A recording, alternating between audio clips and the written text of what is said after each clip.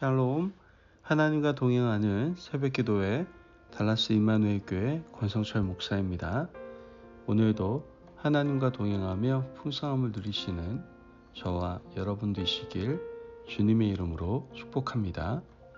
오늘 말씀은 욥기 20장 1절에서 11절까지의 말씀입니다. 나아맛 사람 소발이 대답하여 이르되 그러므로 내 초조한 마음이 나로 하여금 대답하게 하나니 이는 내 중심이 조급함이니라. 내가 나를 부끄럽게 하는 책망을 들었으므로 나의 슬기로운 마음이 나로 하여금 대답하게 하는구나. 내가 알지 못하느냐. 예로부터 사람이 이 세상에 생긴 때로부터 악인이 이긴다는 자랑도 잠시요 경건하지 못한 자의 즐거움도 잠깐이니라. 그 존귀함이 하늘에 닿고 그 머리가 구름에 미칠지라도 자기의 똥처럼 영원히 망할 것이라. 그를 본 자가 이르기를 그가 어디 있느냐 하리라. 그는 꿈같이 지나가니 다시 찾을 수 없을 것이요 밤에 보이는 환상처럼 사라지리라. 그를 본 눈이 다시 그를 보지 못할 것이요 그의 처소도 다시 그를 보지 못할 것이며 그의 아들들은 가난한 자에게 은혜를 구하겠고 그도 얻은 재물을 자기 손으로 도로 줄 것이며 그의 기골이 청년같이 강장하나 그 기세가 그와 함께 흙에 누우리라. 아멘. 하나님의 말씀입니다. 우리가 세상을 살아가면서 사람들을 많이 만나지 않습니까? 우리가 이렇게 만나는 사람들을 자세히 살펴보면 말하는 방식과 생각하는 방식이 참 다양하구나 라는 것을 알게 됩니다. 어떤 사람은 긍정적이고 어떤 사람은 부정적이기도 하죠. 또 어떤 사람은 아주 냉소적인 사람도 있습니다. 이러한 이유는 어린 시절부터 환경에 따라 살아온 모습이 현재를 이루어 삶의 양태가 되어버렸기 때문입니다. 우리는 이런 모습을 가리켜 사람들이 가진 틀이라고 말합니다. 한번 길들여지면 틀을 바꾸기란 참 어렵습니다. 부정적인 틀을 가진 사람은 세상을 삐딱하게 보는 경향이 있습니다. 누가 호의를 베풀어도 이거에는 분명 의도와 목적이 있어 이렇게 생각을 하죠. 모든 행위를 정치적으로 봅니다. 모든 행동 뒤에 음모가 숨어 있고 계산이 깔려 있다라고 생각하는 것이죠. 오늘 우리가 읽은 본문의 욥의 친구 소발도 다양한 말을 하고 있지만 그가 가지고 있는 틀은 이전 11장에서 말했던 것에서 조금 더 벗어나지 않고 있음을 알게 됩니다. 욥의 친구들 세 사람이 찾아와서 욥에게 여러 가지 말로 정죄들을 쏟아냈습니다. 세 명이 돌아가면서 말을 하고 욥도 그 말에 대해서 응답하는 1라운드가 끝났습니다. 두 번째 라운드에는 엘리바스, 빌닷 그리고 마지막 주자인 소발이 말을 합니다. 소발은 11장보다 훨씬 더 강하게 욥을 정죄를 하죠. 소발은 3인칭으로 표현하고 있지만 욥을 지칭해서 악인이라고 단정을 지어서 말해버립니다. 오늘 본문 5절 말씀을 보면 악인이 이긴다는 자랑도 잠시요 경건하지 못한 자의 즐거움도 잠깐이니라. 11장에서 소발은 욥에게 회개하지 않으면 악인이 될 수밖에 없다라고 말했지만 오늘 본문 20장에서 소발은 내가 바로 악인임이 틀림없다라고 말하고 있는 겁니다. 8절에서 9절 말씀을 보면 그는 꿈같이 지나가니 다시 찾을 수 없을 것이요 밤에 보이는 환상처럼 사라지리라. 그를 본 눈이 다시 그를 보지 못할 것이요 그의 처소도 다시 그를 보지 못할 것이며 욥의 인생이 길지 못하고 사라져 버릴 것이고 모든 사람이 욥을 기억도 하지 못할 것이다 라고 저주를 합니다. 19절 말씀을 보면 이는 그가 가난한 자를 학대하고 버렸으며 자기가 세우지 않은 집을 빼앗음이니라.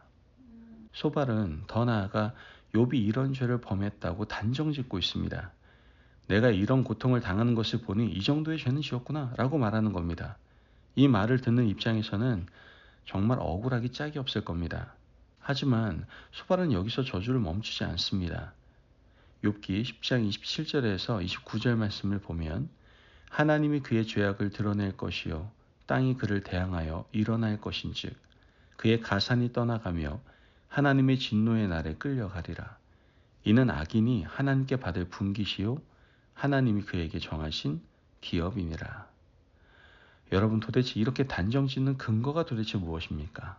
어떻게 해서 소발은 욥을 악인이라고 말하고 욥이 하나님의 진노에 의해서 사라질 것이라고 확신하며 욥이 행하지도 않은 죄를 지었을 것이라고 말을 하고 있는 겁니까?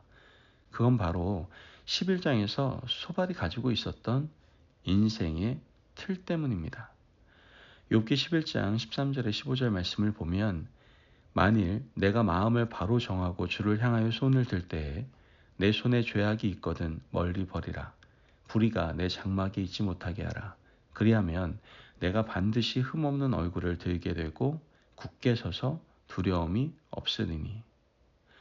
소발이 가지고 있는 인생의 틀은 만일 뭐뭐 하면 하나님이 이렇게 하실 것이다 라는 거였어요. 만일 내가 하나님 앞에 회개하면 하나님께서 너의 몸도 고쳐주시고 물질도 회복시켜 주시고 이전에 가졌던 영광도 찾게 해주실 것이다. 소발은 항상 이런 틀을 가지고 세상과 사람과 하나님을 보았던 것이죠. 그 틀에서 벗어난 사람을 용납하지 않습니다. 자기가 가진 틀로 욥을 바라보니 그가 회개하지 않아서 이렇게 된 것이고 그가 하나님께 구하지 않아서 지금 이런 사태가 온 것이라고 판단을 했던 것이죠.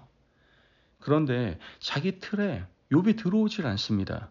욥이 인정하지 않기 때문이죠. 그 틀에 들어오지 않는 욥을 무자비하게 잘라내고 끊어내버리는 것입니다. 참 무서운 행동입니다.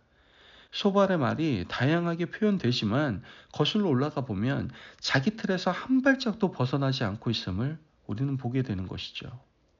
여러분, 우리가 나이가 들어가고 시간이 흘러감에 따라 지금까지 살아온 많은 경험이 인생의 틀을 만들고 거기서 한 발짝도 나아가지 못하면서 그 올가미를 가지고 가까운 사람들에게 씌우고 있지는 않습니까?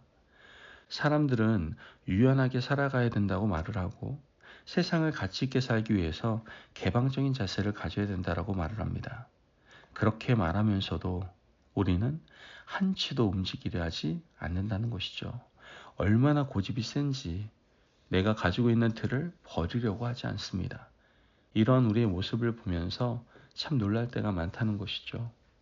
어떤 사람을 만나든지 제발 내 틀에 맞춰서 그 사람을 보지 마시고 하나님의 틀과 예수님의 기준으로 사람을 바라보시면 좋겠습니다. 국가가 하는 일이나 교회가 하는 일에 대해 자신이 가진 경험의 틀로 그것들을 판단하지 마시고 하나님의 시각으로 모든 것을 바라볼 수 있기를 간절히 바랍니다. 여러분, 기왕의 틀을 가지려면 하나님의 시각과 예수님의 시각을 가져야 됩니다. 하나님의 시각, 예수님의 시각은 넓고 깊이가 있습니다. 내 기준이 아니라 예수님의 시각을 가지면 그 사람의 입장을 보게 되는 거예요. 유연하게 됩니다. 어떤 일에 대해서도 자기의 고집을 주장하는 법이 없습니다. 때로는 흘러가는 물처럼, 때로는 부는 바람처럼 유연하게 살아가게 되는 것이죠. 그러므로 오늘 하루가 나의 경험의 기준과 틀이 아닌 예수님의 시각과 틀을 가지고 살아가실 수 있는 저와 여러분이 되시길 주님의 이름으로 축복합니다. 아멘. 기도하겠습니다. 사랑이 많으신 하나님 감사합니다. 오늘도 우리에게 귀한 말씀의 은혜 허락하심을 감사합니다. 하나님, 나의 경험의 틀을 깨고 주님의 시각을 품을 수 있는 자들 되게 하여 주옵소서. 그러므로 이제 다른 사람들을 나의 생각으로 판단하거나 재단하지 않고 언제나 품을 수 있는 예수의 마음, 예수님의 시각, 예수님의 틀을 가지고 이 땅을 살아갈 수 있도록 우리를 인도하여 주옵소서. 감사하며 예수님의 이름으로 기도합니다. 아멘. 오늘도 하나님과 동행하며 풍성함을 누리시는 저와 여러분 되시길 주님의 이름으로 축복합니다. 여러분, 이젠 우리가 가진 인식의 틀을 깨고 나와서 하나님의 시각으로 예수님의 시각과 틀로 사람과 세상을 바라보시기를 바랍니다. 말씀 안에서 승리하십시오.